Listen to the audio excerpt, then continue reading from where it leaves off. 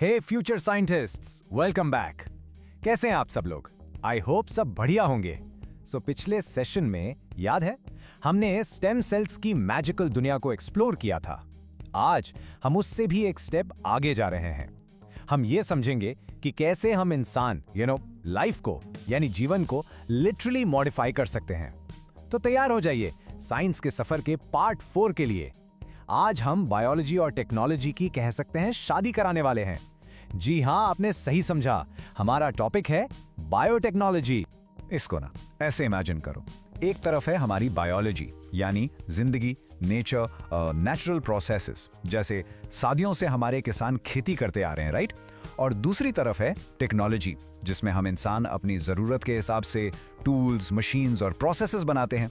अब जरा सोचो, क्या हो अगर हम इन दोनों पावरफुल चीजों को मिला दें? तो हम लाइफ के नेचुरल प्रोसेसेस को इंजीनियर कर सकते हैं, उन्हें प्रोग्राम कर सकते हैं, उन्हें बेहतर बना सकते हैं। और बस यही तो है बायोटेक्नोलॉजी की अनोखी और amazing. Okay, so let's get into the main concept. सबसे पहले चलिए इसकी जड़ तक जाते हैं। किसी भी चीज को ठीक से समझने के लिए ना उसकी डेफिनेशन, उसकी परिभाषा सबसे जरूरी होती है। ये वो फाउंडेशन है जिस पर पूरी अंडरस्टैंडिंग की बिल्डिंग खड़ी होगी। तो पूरा ध्यान यहां, क्योंकि ये डेफिनेशन आपके बोर्ड एग्जाम्स के लिए एब्सोल्युटली क्रूशियल है। ओके, तो ये है इसकी टेक्स्ट बुक डेफिनेशन। थोड़ी टेक्निकल लगेगी, पर घबराना मत, हम इसे बिल्कुल सिंपल बना देंगे। देखो, लिखा है the science of bringing about artificial genetic changes and hybridisation in organisms for human welfare. चलो इसको टुकड़ों में तोड़ते हैं। सबसे पहला कीवर्ड है आर्टिफिशियल जेनेटिक चेंजेस। इसका सिंपल सा मतलब है हम नेचुरली नहीं बल्कि जानबूझकर आर्टिफिशियली किसी भी लिविंग थिंग के जीन्स, उसके डीएनए में बदलाव लाते हैं। Got it? Okay, second keyword hybridisation. ये तो आपने सुना ही होगा, दो अलग अलग स्पीशीज या वेराइटीज को क्रॉस करवाना ताकि एक नई और बेहतर वैरायटी बन सके।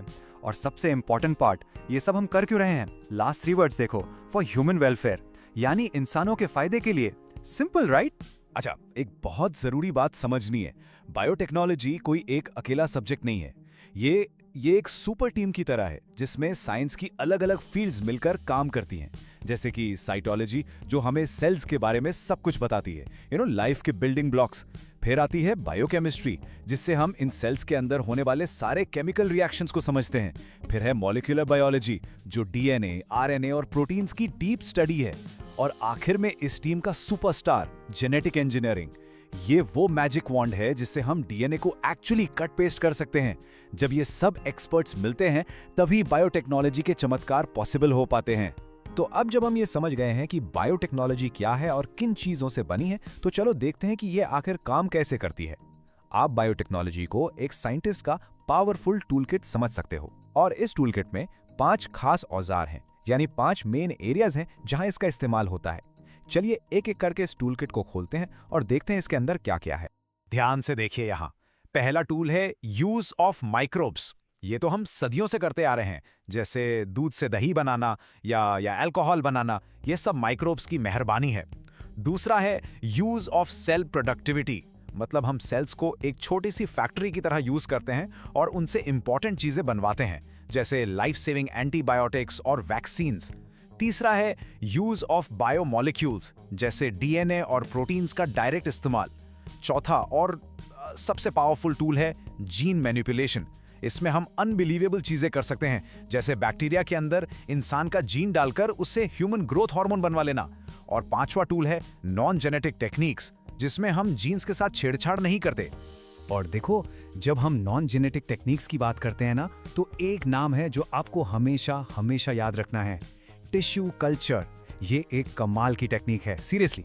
इसमें हम क्या करते हैं, किसी प्लांट के एक छोटे से हिस्से से या कुछ सेल से लैब के अंदर कंट्रोल्ड कंडीशंस में पूरा का पूरा नया पौधा उगा सकते हैं। इमेजिन करो, एक ही प्लांट की हजारों फोटोकॉपीज बनाना बिना उसके डीएनए को चेंज किए। ये बहुत बहुत इंपॉर्टेंट टूल है।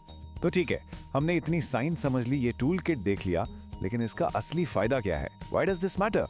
इसकी सबसे बड़ी एप्लीकेशन और इसका सबसे बड़ा फायदा हमें एग्रीकल्चर में यानी खेती बाड़ी में देखने को मिलता है। सच कह रहा हूं, इसने किसानों के लिए एक रेवोल्यूशन ला दिया है। चलिए देखते हैं कैसे।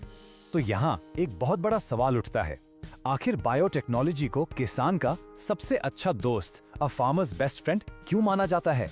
ऐसा क्या कर दिया इसने जिसने खेती का पूरा सीन ही बदल कर रख दिया? इसका जवाब इसके लाजवाब फायदों में छुपा है। Now this is really interesting. ये चार्ट पूरी कहानी खुद ही बता रहा है। जरा देखो, एक तरफ क्रॉप यील्ड का बार ऊपर जा रहा है। इसका मतलब क्या हुआ? मतलब अब उतनी ही जमीन पर हेक्टेयर पहले से कहीं ज्यादा फसल उगाई जा सकती है। और दूसरी तरफ देखो, पेस्टिसाइड कॉस्ट का बार नीचे जा रहा है। मतलब फसलों को बीमारियों से बचाने के लिए जो कीटनाशक, जो पेस्टिसाइड्स पर खर्चा होता था, वो काफी कम हो गया है। तो हिसाब बिल्कुल सीधा है, ज्यादा पैदावार और कम खर्चा, विन विन सिचुएशन, राइट? और बात यहीं खत्म नहीं होती। बेनिफिट्स की लिस्ट लंबी है। अब फसलें जल्दी तैयार होती हैं, जिससे किसान साल में एक से ज्यादा फसल ले पाता है। इसके अलावा पौधे अब स्ट्रेस रेजिस्टेंट हो गए हैं। अब इसका मतलब आराम से समझो।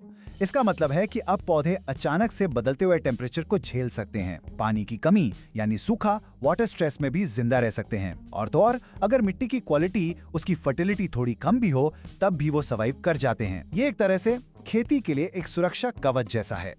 वाह, तो हमने काफी कुछ कवर कर लिया है ना? इतने सारे नए कॉन्सेप्ट सीखने के बाद ये जरूरी है कि हम उन्हें अपने दिमाग में पक्का कर लें। तो चलिए एक छोटा सा फन एक्सरसाइज कॉर्नर शुरू करते हैं। ये कोई टेस्ट नहीं है, डोंट वरी, बस एक क्विक चेक है कि सबसे इंपॉर्टेंट पॉइंट्स आपको याद हुए या नहीं। रेडी? Let's go. ओके, पहला सवाल एक सिंपल सा फिल इन द ब्लैंक है। Biotechnology involves bringing about artificial blank changes. याद करिए उस डेफिनेशन का सबसे जरूरी शब्द। टेक योर टाइम, सोचो आराम से। यस, बिल्कुल सही। सही जवाब है जेनेटिक, आर्टिफिशियल जेनेटिक चेंजेस। याद है ना, हम जानबूझकर आर्टिफिशियली किसी भी जीव के जेनेटिक मेकअप को, उसके डीएनए को बदलते हैं। Excellent start. अगला सवाल आसान है, ट्रू और फॉल्स, सही या गलत। टिश्यू कल्चर एक नॉन जेनेटिक टेक्निक है। अभी अभी हमने इस पर खास फोकस किया था। सोचो, क्या हम इसमें जीन्स को बदलते हैं? यस और no? And the answer is true. बिल्कुल सही। Tissue culture non genetic technique का सबसे बेस्ट एग्जाम्पल है। हम इसमें प्लांट के टिश्यू से नया प्लांट उगाते हैं, जीन्स के साथ कोई छेड़छाड़ नहीं करते। Well done, you guys are getting it. और ये रहा आखिरी सवाल। किसानों के खर्चों यानी एक्सपेंसेस के मामले में बायोटेक्नोलॉजी का कोई एक फायदा बताइए। अभी हमने उस बार चार्ट में इसके बारे में बात की थी, याद करने की कोशिश करो।